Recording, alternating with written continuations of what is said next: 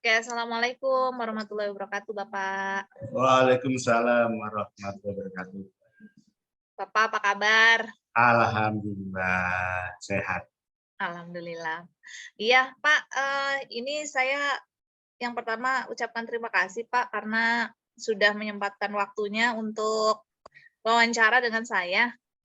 Jadi saya kebetulan diberikan tugas dari pihak Universitas Bengkulu sebagai tugas PPG dalam jabatan yang sedang saya lakukan, Pak, terkait dengan identifikasi masalah yang Ya, terjadi di sekolah yang ya, saya ajar. Nah, kalau untuk permasalahan kan sebetulnya banyak, Pak, ya, yang terjadi. Hanya saja kalau kita eh, tuangkan semua kan waktunya juga tidak cukup ya karena ya, saya juga ada keterbatasan waktu. ya, Sehingga ada beberapa hal yang memang sedikit saya ambil permasalahan yang ada dari sekolah dilihat dari aspek segi pedagogik, literasi, numerasi, kemudian ada dari segi kesulitan belajar siswa di sekolah. Kemudian yang ketiga adalah membangun relasi atau hubungan antara guru, orang tua, dan siswa. Terus kemudian yang keempat ada tentang pemahaman atau pemanfaatan model-model pembelajaran inovatif berdasarkan karakteristik materi dan siswa. Terus ada juga materi yang terkait dengan pembuatan soal HOTS ya Pak ya. Dan yang terakhir itu ada pemanfaatan teknologi inovasi dalam pembelajaran. Nah, ini berhubung saya juga ketemu mudah-mudahan dengan orang yang tepat, Bapak selaku Wakakurikulum tentunya banyak pengetahuan terkait dengan identifikasi masalah yang saya angkat di sini ya Pak ya. Jadi ya. ada beberapa yang ingin saya tanyakan Pak. Yang pertama itu terkait dengan pedagogik, literasi, dan numerasi. Menurut Bapak di sini kira-kira apa sih yang menyebabkan rendahnya motivasi belajar siswa jika dilihat dari 3 aspek itu, Pak? Ya. Begini Bu Ais, untuk masalah itu sebenarnya banyak ya. Tapi yang jelas intinya belum terbangunnya budaya kerja, ya budaya numerasi, budaya literasi. Dan ini harus dikondisikan. Kalau itu sudah, maka bisa dikondisikan. Paling nggak kita harus membuat desain lingkungan belajar yang bagus. Ya, termasuk budaya kerjanya bagaimana, budaya literasi ke anak-anak maupun Bapak Ibu guru, termasuk numerasi. Nah, kalau numerasi ini harus panjang. Padahal kita itu punya aset banyak. Buku di perpustakaan itu yang non fiksi itu ada sekitar 3.132 kalau nggak salah, baru saja. Dan itu jarang sangat dibaca, jarang disentuh sama anak-anak maupun guru. Nah, ini bagaimana menumbuhkan minat baca dan seterusnya. Sebenarnya literasi tidak hanya membaca saja. Literasi itu anak-anak mulai menulis, buat catatan kecil itu literasi. Dan ini perlu habituasi, perlu pembiasaan ke anak-anak maupun Bapak Ibu. Ini yang harus diwujudkan. Ya, Ya, Pak. paling nggak ya harus ada komitmen bersama ya dari stakeholder dan seterusnya untuk membangun lingkungan belajar yang bagus. Jadi paling nggak sebagai contoh gini, ada setiap ruang bisa menginspirasi anak-anak untuk menumbuhkan kreativitas dan inovasi. Ini harus diciptakan. Lingkungan budaya dan seterusnya di sekolah pun harus dibangun dengan cara pembiasaan. Dengan cara pembiasaan. Dan untuk guru yang mengajar di pedagogiknya, itu pun harus dikembangkan dengan metode yang bagus. Yang mendukung literasi. Contoh ada inquiry. Ya, inquiry itu kan menggali sesuatu yang di dalam. Terus kemudian ada juga discovery, jadi anak bisa main map segala macam di sana dan mengeksplorasi melalui internet. Ini literasi semua. Apalagi kalau anak merekayasa, direkayasa melalui STEM. Nah, yang penting di STEM kan rekayasanya bagaimana sudah ketemu dan seterusnya, kembangkan rekayasa menjadi satu temuan. Itu yang penting sebetulnya. Ya, Pak. Jadi banyak yang bisa kita lakukan, cuma sebetulnya kita banyak materi yang kita budayakan, ya kita lakukan, kita adakan. Oke, baik Pak. Kemudian kalau untuk terkait tadi mungkin rendahnya motivasi siswa itu akan berpengaruh terhadap kesulitan belajar ya Pak ya. Jadi Ya, kalau menurut tanggapan Bapak terkait dengan kesulitan belajar siswa yang dihadapi oleh siswa itu sendiri, itu kira-kira akibat apa ya Pak? satu, mungkin bisa jadi dia nggak minat di jurusan itu, tapi terpaksa. Dan itu sebenarnya bisa disiasati untuk pengembangan liberal arts. Jadi dia bisa mengembangkan selain jurusannya dia tekuni, nanti dia bisa cari komunitas untuk mengembangkan yang lain. Ya, tapi untuk motivasi anak yang rendah minat belajarnya itu bisa klinis. Satu bisa melalui klinis belajar atau melalui bimbingan dari PKPP, Iya, kasih motivasi dan seterusnya. oke. Iya. Terus selanjutnya ada identifikasi masalah yang saya angkat di sini Pak terkait dengan hubungan relasi antara orang tua, kemudian dengan guru gitu ya. Dalam Ya, hal ini kan kita seringnya di sekolah kita itu kalau untuk komunikasi atau interaksi antara orang tua dengan wali kelas itu sudah sangat bagus ya Pak ya, gitu. Karena memang sudah ya, ya, difasilitasi dengan media elektronik seperti WhatsApp dan sebagainya sehingga memudahkan wali kelas itu melakukan komunikasi yang baik dengan orang tua terkait dengan perkembangan siswa-siswinya di ya, sekolah. ya, Nah, hanya saja Pak di sini kalau saya perhatikan ini hanya sebatas antara relasi orang tua dengan wali kelas Pak, gitu. ya, Sedangkan ya, kadang permasalahan itu kan muncul dari siswa ke guru mata pelajaran nih, gitu ya, ya. ya, Sehingga apa namanya interaksi antara guru mata pelajaran dengan orang tua itu saya rasa belum maksimal terfasilitasi di sekolah ini Pak. Itu. ya, ya, Ya, hanya sebatas wali kelas dengan orang tua saja gitu. ya, ya. Jadi menurut Bapak kira-kira apa sih gitu faktor yang menyebabkan kurangnya komunikasi atau interaksi antara guru dengan orang tua siswa? Ya. Itu satu, karena keterbukaan. Kita belum terbuka sama sekali dengan orang tua maupun dengan orang lain. Ya. Kita perlu paling nggak bersikap open, baik dengan orang tua maupun dengan pihak yang terkait. Kan kita butuh kolaborasi nih dengan orang tua murid untuk menyelesaikan masalah. Seperti tahun-tahun yang kemarin saat kita pandemi, kita kan sudah bertemu dengan saya sendiri pribadi, sudah dengan jimit dengan orang tua, mencari solusi bersama, ya, dan ada kesepakatan, menjalin kesepakatan di sana bahwasanya kita dengan solusi ini kita harus ada kesepahaman. Nah itu perlu dibangun. Nah sementara sampai sekarang ya dari manajemen sendiri kurang terbuka. Nah, kalau ada keterbukaan itu lebih enak. Jadi kita bisa mengajak orang tua untuk saling mendidik anaknya. Nah, parenting ini sangat penting sebenarnya parenting.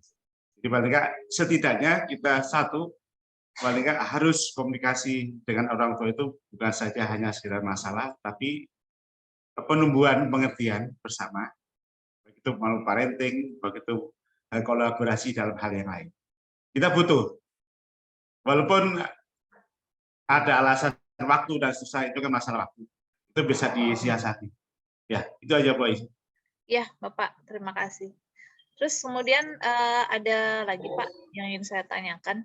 Kalau ini terkait dengan pemahaman atau pemanfaatan model-model pembelajaran inovatif berdasarkan karakteristik materi dan siswanya itu sendiri. Nah, dari permasalahan yang saya lihat di sini yang saya angkat adalah mengidentifikasi bahwa guru itu masih kurang berkolaborasi untuk merancang pembelajaran inovatif yang berpusat pada siswa.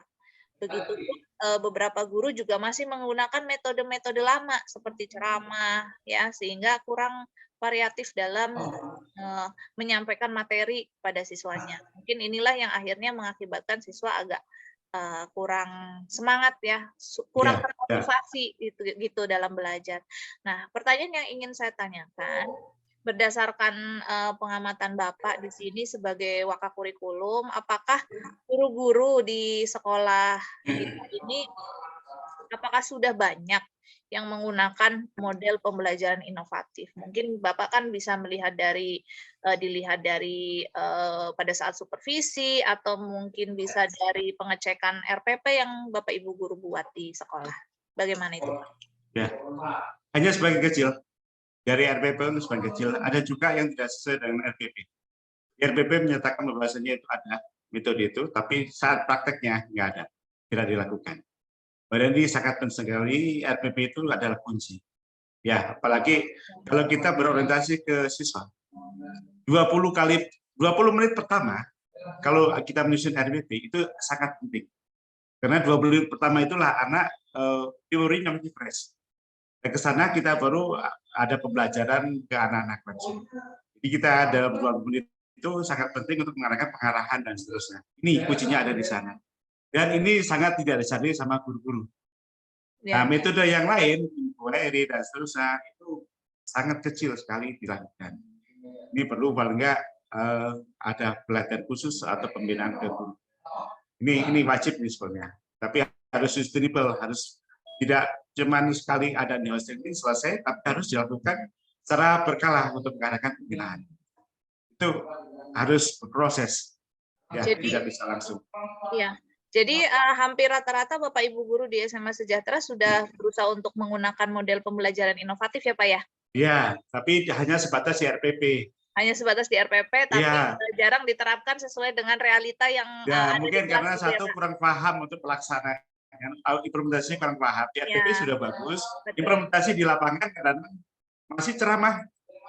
Ya, belum lagi mengarah ke siswa. Atau juga kadang karena target pencapaian materi yang mungkin sangat banyak gitu ya Pak ya? Bisa jadi, karena ya esensialnya banyak sekali, apalagi kalau pandemi kita hanya berapa esensial ya. Sekarang kan hampir semuanya diajarkan. Full. Iya. Satu sisi anak-anak sudah capek. Ya, di tengah-tengah kita kan jujur aja kurikulum gemuk sekali. Jadi begitu di sekitar jam 11, jam 12, anak-anak udah kecapean untuk berpikir, untuk menerima masukan dari guru, susah. Iya. Itu jadi masalah. Boleh berikan contoh Pak bentuk model pembelajaran inovatif yang sudah diterapkan di sekolah? Contoh gini, ya. Misalkan ini praktek ya, praktek contoh aja gini. Untuk project misalkan, anak-anak kasih problem satu. Misalkan guru itu membawa apel, membawa ke kelas misalkan. Apel itu kalau dijatuhkan, itu kan tidak lama, tahu-tahu ada pencoklat yang habis jatuh. Jargon jeruk dijatuhkan, ini sama sekali nggak ada. Hal ini paling nggak harus menjadi inspirasi ke anak-anak. Bisa nggak? Kenapa terjadi ini? Itu paling nggak untuk problem masuk project ya, project juga bisa digunakan. Nah, itu kan butuh penelitian, ada inquiry, ada discovery, bahkan mungkin rekayasa di dalamnya. Ya, atau pisang aja bisa bawa pisang kena pukul sedikit kayak coklat. Kenapa nggak ada pisang coklat? Sedangkan jeruk kok tidak? Nah, ini yang perlu kajian. Anak-anak perlu penelitian di sana. Ya. Itu contoh aja kecil. Ini untuk apa? Untuk problem brainstorming maupun project bisa dilakukan di sana. Cuman guru-guru kadang-kadang nggak siap. Apalagi guru matematika.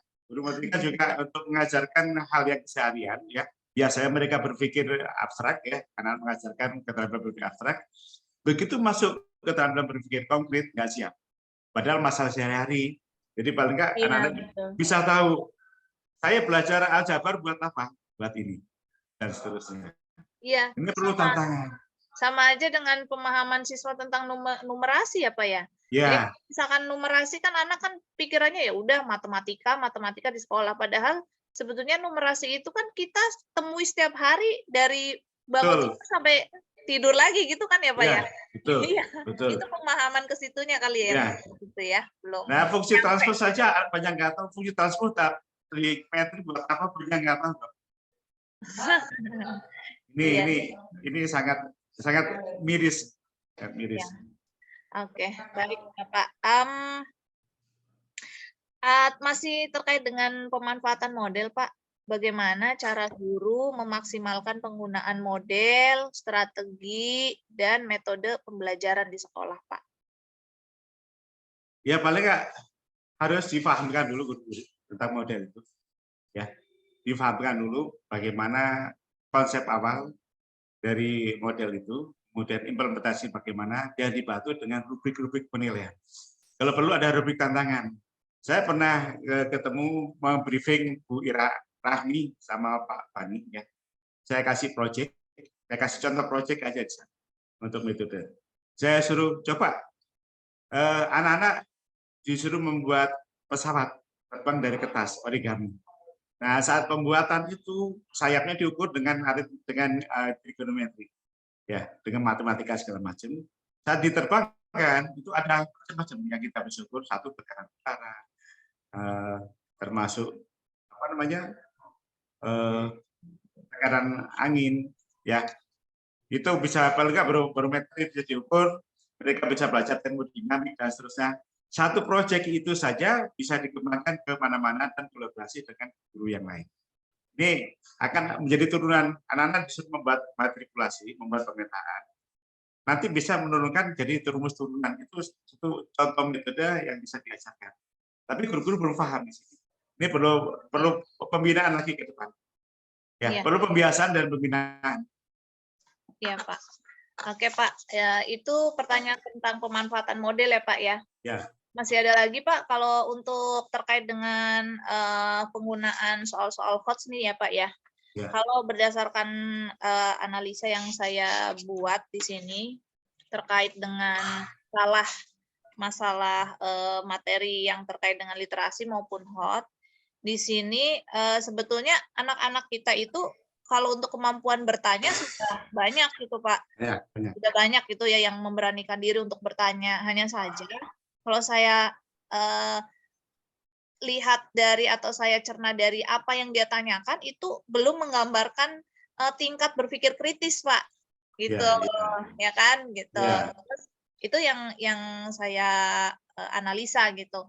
Terus kemudian yang kedua terkait dengan soal HOT ini, konsep soal HOT ini, guru belum mampu mengintegrasikan konsep pembuatan soal HOT yang dituangkan baik di RPP maupun pada tujuan pembelajaran setiap pembelajaran berlangsung di kelas gitu, Pak. Ya, ya. Nah, yang mau saya tanyakan itu berdasarkan analisa Bapak nih ya, apakah semua guru di sekolah ini sudah menerapkan dalam proses pembuatan soal HOT gitu, walaupun memang yang saya tahu juga kita kan sudah mulai pembiasaan di soal-soal pembuatan soal PAS, PTS kan sebaiknya ada soal HOT ya, Pak ya. Nah, dari situ apakah setelah Bapak lihat soal-soal dari Bapak Ibu guru membuat sesuai dengan soal HOT yang benar, apa masih butuh atau perlu belajar lagi dalam memahami pembuatan soal HOT gitu. Kemudian yang kedua, bagaimana nih tipsnya atau triknya untuk membuat soal HOT yang menarik supaya siswa-siswi kita itu berminat tinggi dalam memecahkan soal HOT tersebut. Oke, sebelum saya jawab tentang trik ya, paling gini, guru sebelum membuat soal dan seterusnya, pembelajaran pun sudah harus HOT, ya harus HOT. Jadi nyambung. Yang saya temui di RPP itu dari indikator saja. Ya, indikator itu larinya nanti ke alat ukur. Ini sama sekali belum menyentuh ke sana. Dari KKU saja, ya itu banyak yang belum mengerti KKU.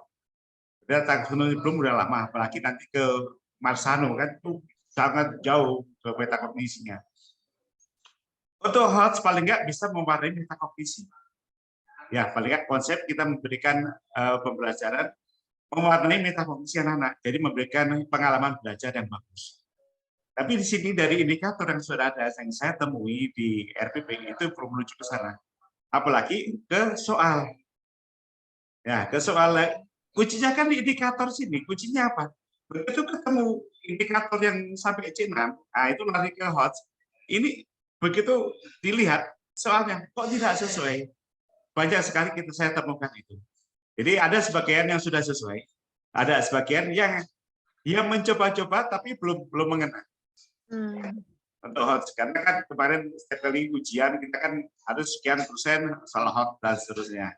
Tapi masih banyak yang belum mengena. Ya, yang sudah mengena pun sekian 10% paling. Nah, yang sekian persen belum. Ini perlu pembinaan lagi ke sana. Untuk trik dan tips ya, paling nggak begini. Kita harus pahami paling nggak kalau dalam hal belajar kita kenal 5 huruf plus 1.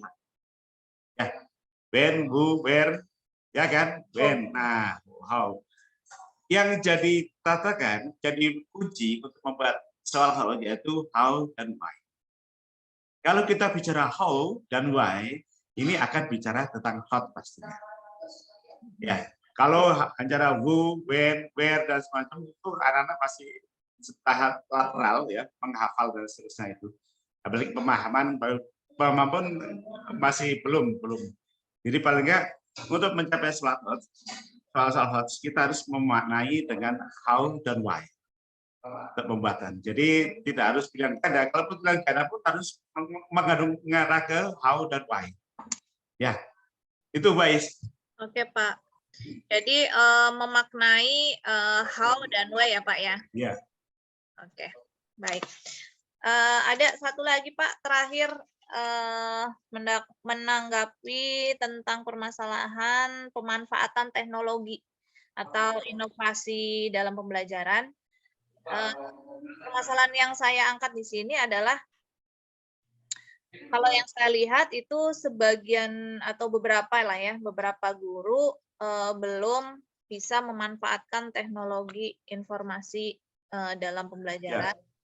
Kemudian guru juga masih kurang memberikan ruang atau kesempatan kepada siswanya dalam pemanfaatan teknologi inovasi juga.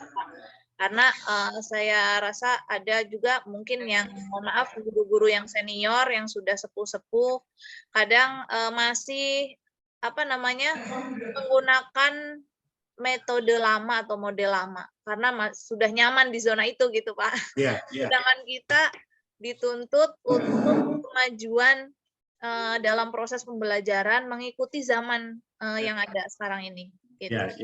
Nah, menurut Bapak, apakah pemanfaatan teknologi itu sudah dioptimalkan oleh guru dan siswanya atau belum? Belum, ya. Kalau untuk siswa sudah. Siswa mereka lebih eksplor daripada gurunya, ya. Lebih jauh depan daripada Bapak Ibu guru, terutama guru-guru yang senior. Pengalaman yang sudah ya, pemanfaatan LMS, ya, Learning Management System, kita udah pernah pakai Moodle, ternyata terkendala dengan algoritma yang panjang, jadi guru-guru senior pun susah. Ya susah untuk memahami karena nggak tahu mungkin logika belajarnya atau logikanya kurang memahami. Berbeda dengan guru-guru muda lebih cepat karena mungkin sudah familiar dan lebih kekinian ya, lebih kekinian. Kalau guru sesepuh itu luar biasa. Dan lucunya lagi, kita itu 30% sesepuh. Nah, ini menjadi terkendala sendiri. Kalaupun misalkan diajarkan butuh panduan, ajarnya butuh pendampingan di sana untuk melaksanakan LMS. Jadi kita pakai Google Classroom aja agak susah kadang kita harus apalagi yang model-model, apalagi yang lain nanti misalkan kan, ini agak susah, agak berat. Dan satu lagi yang jadi masalah, infrastruktur kita ya kurang memadai. Walaupun sudah ada WiFi di sana sih, tapi kan nggak memenuhi, tidak memadai sampai sekarang. Anak-anak pun sempat mengeluh. Kalau ini Pak susah banget Pak masuknya koneksinya dan seterusnya. Nah, ini perlu ditambah bandwidth-nya atau gimana nanti harus dibicarakan dengan pihak yang